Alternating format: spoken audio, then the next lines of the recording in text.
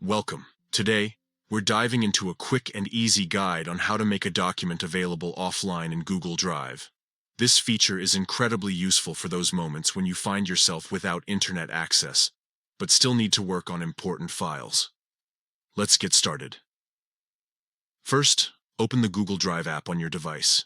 If you haven't already installed it, you can download it from your device's app store. Once you're in the app, navigate to the document you want to make available offline.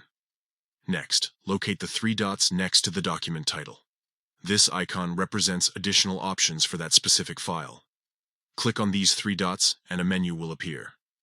From this menu, select Available Offline. This action will initiate the process of downloading the document for offline use. You should see a check mark appear next to the file, indicating that it is now available offline. That's all there is to it. Now, even if you're in an area without internet connectivity, you can access and edit your document at any time. When you reconnect to the internet, any changes you've made will automatically sync back to your Google Drive. To ensure everything works smoothly, make sure that you have enough storage space on your device before downloading files for offline access. If you're working with multiple documents, repeat these steps for each one you want available offline. In summary, making a document available offline in Google Drive is a straightforward process.